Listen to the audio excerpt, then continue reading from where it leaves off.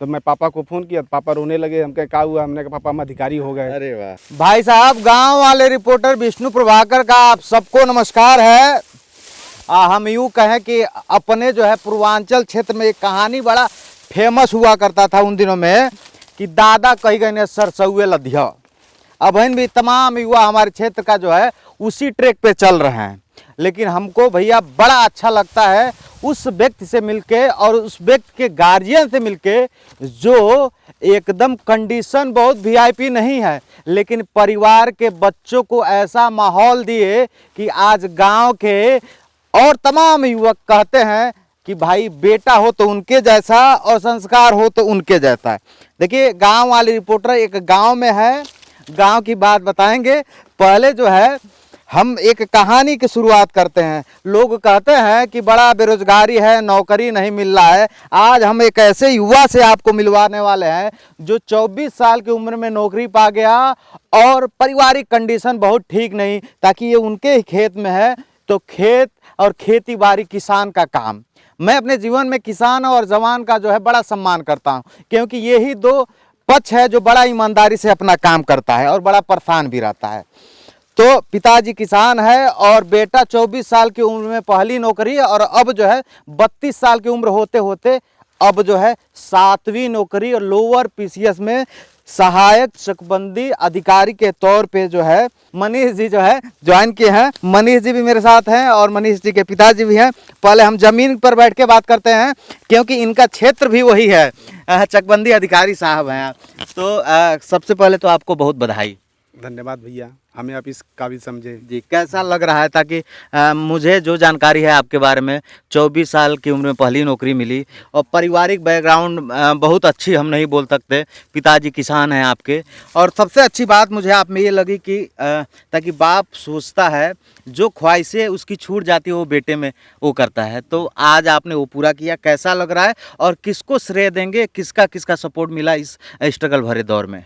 इस स्ट्रगल भरे दौर में हमारा भाई हमारी मेहनत को जानता था कि आज नहीं तो कल हमारा भाई अधिकारी बनेगा। उसके साथ साथ हमारे माँ और बाप और हमारे अग्रज सीनियर जूनियर और हमारे गुरुजी का विशेष योगदान है। सबका योगदान है। अब थोड़ा हम लोग खड़ा होकर बात करते हैं, कहें कि अब अधिकारी जी के सामने हम बात कर रहे हैं तो कब तक बैठाएंगे। अंकल जी, सबसे पहले तो आपको हम प्रणाम करते हैं। कैसे हैं? कैसा लग रहा है? बेटा जो है आज पूरे गांव का नाम रोशन कर रहा है और गांव में लड्डू बांटा जा रहा है, कैसा लग रहा है बताइए? बहुत खुशी की बात है। हम सोचे नहीं थे सर, कभी सोचे नहीं थे? कभी नहीं सोचे। अच्छा, लेकिन ये है कि कह रहे थे कि पापा घबराइए मत, लेकिन बेटे पे भरोसा था था। और मुझे लगता है कि ऐसे ही बेटे इतिहास रखते हैं, क्योंकि इन्होंने आपके दर्द को, आपके स्ट्रगल को, आपकी मजबूरियों को समझा, तभी जो है आज जो है 7 साल के एज डिफरेंस में 7वीं नौकरी मिली। अच्छा, तो शुरुआत में आपको कैसा लगता था? ताकि एक तौर पे हम लोग यहाँ कहा जाता है कि नौकरी की बड़ी समस्या है, नौकरी नहीं मिलती है, क्या लगता था? थोड़ा सा मन में आपके भी उथल पुथल रहता होगा? हाँ, बहुत कहते थे पापा घबराइए मत। अच्छा, घबराइए मत, घबराइए मत। अच्छा, आपके दिमाग में कभी ऐसा भी आता होगा कि जैसे मान लीजिए इसके 2, 3, 4, 5 नौकरी तो एक ही हैं, लगातार अभी कर भी रहे थे, तो लगता होगा कभी आप ऐसा कहते थे क्या कि अरे छोड़ा जाए द जोन हो गई बात ठीक बाटे कहे? नहीं, कभी कभी नहीं कहे। अच्छा, जब ये है कि हम कह रहे थे, हमारे ऊपर बोझ नहीं था कुछ। कर रहे थे, अपना कर रहे थे। हाँ, बस। अच्छा, हमको देना लेना नहीं था। रिजल्ट जब आया तब घर का माहौल क्या था, कैसा लगा? बहुत, हम सोचे नहीं थे सब। देखिए, पिताजी बड़े भावुक हो गए हैं और ये पल भावुक होने का ही है, क्योंकि जब ख्वाहिशें पूरा होती हैं तो कहीं ना कहीं खुशी के आंसू निकल जाते हैं।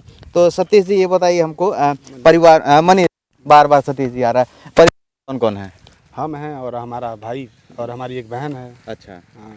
तो शुरू से आपके जहन में था जो है शिक्षा को लेकर, ताकि अपने क्षेत्र की हम बात करें, आमतौर पे लोग एक ही ट्रैक पकड़ के चलते हैं। हमारे पिताजी दर्जी हैं तो हम भी सोचते हैं दर्जी बन जाए, किसान है तो किसान बन जाए, लेकिन आपका राह बड़ा मुश्किल था और कहीं ना कहीं विश्वास का डगर जो है कठिन भी था। तो कैसे अपने आप को एब्जॉर्व करते थे समाज में? ताकि उम्र हो जाती है तो लोग कहते हैं लड़का कुछ नहीं कर रहा है, खाली पढ़ाई करता है, कुछ करना है। नहीं तो इस 7 साल के सफ़र में बहुत ज़्यादा उतार चढ़ाव तो था, लेकिन हमारी मम्मी और हमारे पापा कहते थे, मेरी मम्मी कहती थी कि अरे कुछ तो नौकरी बाटे। इसी पर हमको बहुत ज़्यादा उत्साह बनता था कि मम्मी सपोर्ट करती थी। पापा कहते थे कि और पढ़ा, 4 घंटा पढ़ा डेली, ऑफिस से 10 से 5 की नौकरी के बाद क घंटा पढ़ ला। हम कहें 3 घंटा पढ़नी, तो कर रहे हैं कि और पढ़ा, हाँ और पढ़ो और अच्छा नौकरी पाओ। तो हमने कहा पापा आज नहीं तो कल अधिकारी बनेंगे। तो कह रहे हैं देखा तनी कब बनवा तू। हाँ तो वही रहा हमारे पापा को था, और हमें भी उतना विश्वास नहीं हुआ कि इतनी रिजल्ट आया तो। हाँ अच्छा, रिजल्ट आया तो कहाँ पे थे उस दिन, क्या कर रहे थे, कैसे जो है क्या मन माहौल था उस समय का? जब रिजल्ट आया रात के 9:10 पर रिजल्ट आया। उस समय मुझे पता था कि रिजल्ट आने वाला है, तो साथ 2-3 घंटे से हम बहुत ऊहापोह की स्थिति में थे, होगा तो नहीं होगा तो क्या होगा, ये सब स्थिति थी। और उसी दिन हमारा रात के 10:30 बजे सत्याग्रह ट्रेन थी। पहले से टिकट मेरा कन्फर्म था। ओके। तो मैं जैसे आया, पता चला तो मैं रिजल्ट आ गया, मेरा नाम आ गया, सहायक चकबंदी अधिकारी में मेरा रोल नंबर छप गया था। तो मैं पापा को फ़ोन किया, पापा रोने लगे। हम कहे क्या हुआ? हमने कहा पापा हम अधिकारी हो गए। अरे वाह। तो पापा कहे बहुत खुशी की बात। मम्मी पापा हमारा भाई गांव पे थे मेरा, और हमारी वाइफ जो अध्यापक है घुगली में, उसको बताएं तो वो भी इमोशनल हो गई। उसने भी बहुत सपोर्ट किया हमारा मेंटली। जब हमारा इंगेजमेंट के बाद हमारा मेंस लगा था। अच्छा। 21 अक्टूबर को मेरा मेंस था और मेरा 11 अगस्त को सगाई थी। तो मेरी पत्नी का इंटरनल बहुत सपोर्ट था इंगेजमेंट के बाद। ज़्यादा मुझे फ़ोन नहीं करती थी, कहती आप पढ़िए। अच्छा। उसका भी बहुत विशेष योगदान था। तो परिवार का कहीं ना कहीं सपोर्ट मिला, सबसे खास तौर पे छोटे भाई। हाँ सतीश, छोटे भाई सतीश को पता था हमारे संघर्ष को देख के। वो कहता था कि भैया तू बस लगल रहा, आज नहीं तो कल सफलता जरूर मिली। अच्छा, माता जी का क्या रिएक्शन था ये बताइए, ताकि माता जी लोग बड़ा इमोशनल हो जाती है। अभी तो आपके पिताजी ही इमोशनल हो गए हैं। नहीं, मम्मी भी इमोशनल हो जाती जब कहते थे कि मम्मी अब अधिकारी हो, अब खुश बालू। कहता हाँ बाबू, हम पुराने ही नौकरी खुश रहनी, अब ऐसे बड़ा होगा तो काहे नहीं खुश रहा। अच्छा हुआ। तो देखिए आमतौर पे जब कोई भी व्यक्ति किसी भी गांव का या क्षेत्र का कुछ बड़ा करता है, चाहे अधिकारी बन जाता है, चाहे किसी क्षेत्र में बड़ा कर जाता है, तो उस गांव की पहचान उस व्यक्ति से होती है। अब मैं ये बड़ा फक्र के साथ कह सकता हूं कि अब मनीष जी जो है आएंगे गांव में, तो बहुत सारे लोग आएंगे, अरे उनके गांव में जाए बाद ये अधिकारी हमें। तो आप अपने गांव के युवाओं के क्या कहेंगे, ताकि हम आमतौर पे देखते हैं अपने क्षेत्र के जो युवा हैं उनका ज़्यादा जो है रुझान राजनीति की तरफ रहता है, और उसके बाद जो है जब हार थक जाते हैं फिर परचून किराने की दुकान खोल के बैठ जाते हैं। तो एक तरफ मैं फिर से वही बात कर रहा हूँ कि दादा कही गए ने सरसौए लदिया, तो आपके जहन में नहीं आया था ताकि यहाँ तो पूरा माहौल नेता वाला है। मैं ये कहना चाहता हूँ हमारे गांव को जो युवा हैं, लगातार संघर्ष करते रहिए, मेहनत करते रहिए। सफलता के लिए शॉर्टकट कोई रास्ता नहीं है। आप मेहनत करेंगे, समय लगेगा, लेकिन सफलता आपको ज़रूर मिलेगी। मैं 24 साल की एज से मैं नौकरी करता है। मैं नौकरी के साथ साथ मैं 3.5 साल मुझे न्यायालय में पेशकार पद पे कार्यरत करने के बाद भी मुझे टाइम नहीं मिलता था। मैं 4 घंटा 5 घंटा सुबह शाम टाइम निकाल के मैंने ये एग्ज़ाम भी दिया। अच्छा। ना कोई हमने एक छुट्टी भी नहीं लिया था, केवल सैटरडे संडे में जो छुट्टी मिलती थी उसी छुट्टी को करते हुए हमने ये सफलता अर्जित की है। अच्छा, 24 साल के एज में आप पहली नौकरी मिली थी? पहली नौकरी हमारी भूमि विकास बैंक में अकाउंटेंट पद पे कार्यरत। अच्छा, उसके बाद SSC स्टाफ सिलेक्शन कमीशन के थ्रू हमारी नौकरी लगी थी रजिस्ट्रार जनरल ऑफ इंडिया में बाबू के पद पर, अंडमान निकोबार। अच्छा, थर्ड। फिर उसके बाद हम ये जिला न्यायालय में लिपिक के पद पे कार्य। फिर उसके बाद हमारा लेखपाल में भी हुआ था। अच्छा। फिर अभी जस्ट 18 जून 2021 को हमारा 536 भर्ती बाबू का भी फिर दोबारा हमारा सिलेक्शन हो गया। अच्छा। उसके बाद दिसंबर में हमारा ये रिजल्ट आ गया। लोअर PCS, ये छठवां हमारी नौकरी। तो लेखपाल के लिए कभी ट्राई किए थे? मुझे लगता है अब दर्जनों लेखपाल जो है आपके अंडर में काम करेंगे। दर्जनों लेखपाल, और लेखपाल के ऊपर के जो अधिकारी हैं, रेवेन्यू इंस्पेक्टर, कानून गो, वो भी हमारे अंडर में कार्यरत रहेंगे। अच्छा। अब हम लोग जमीन पे हैं तो थोड़ा जमीन और ईमानदारी की बात कर लेते हैं, ताकि जब कोई भी अधिकारी बनता है तो ये कहता है जो संविधान है कि हम ईमानदारी के साथ काम करेंगे। अब मैं कह सकता हूँ कि आपके पिताजी जो है बड़ा ईमानदारी के साथ आप सबके पूरे परिवार का पालन पोषण किए हैं। तो क्या ये ईमानदारी, ताकि कहा जाता है गांव में एक बड़ा चर्चा होता है और गांव वाले रिपोर्टर उन चीज़ों को बड़ा तेज कुरेदते हैं, क्योंकि कहा जाता है कि अरे बाबू लेखपाल हमें तो ये बड़का ऊपर से बहुत कमात हुई हैं। तो आप तो लेखपाल के बड़का अधिकारी हैं, तो कहा ये जो है मनीष जी की ईमानदारी इसी तरह रहेगी जो पिताजी ने सिखाया है, जो संस्कार दिया है? एकदम हमारी ईमानदारी, जो हमारे पिताजी हमारे जो ज़मीनी काम किए हैं उसी तरह हमारी ईमानदारी रहेगा। हम भी प्रशासन में आके समाज की जो भी स्थिति है उस स्थितियों में भली बात जानता हूँ। मैं किसी के साथ कोई भी गलत होने नहीं दूंगा, अपने रहते, अपने कलम से भी। अच्छा, कब ज्वाइनिंग होनी है? ज्वाइन अभी हमारा रिजल्ट आया है। अब 2-3 महीने के बाद हमारा ट्रेनिंग होगा हरदोई में। अच्छा अच्छा। भू लेख प्रशिक्षण संस्थान टोडरमल में यहाँ ट्रेनिंग होगी। अच्छा। ट्रेनिंग के बाद हमें कार्यभार मिलेगा। अच्छा, अब हम पिताजी से एक सवाल करते हैं कि एक पिता के तौर पे उन तमाम गार्जियन को आप क्या कहेंगे, क्या संदेश, ताकि होता है आमतौर पे हम हमारे साथ या हम उम्र जो भी बच्चे शिक्षा के क्षेत्र में या किसी क्षेत्र में करना चाहते हैं, कुछ सफल हो जाते हैं, कुछ लोग असफल हो जाते हैं।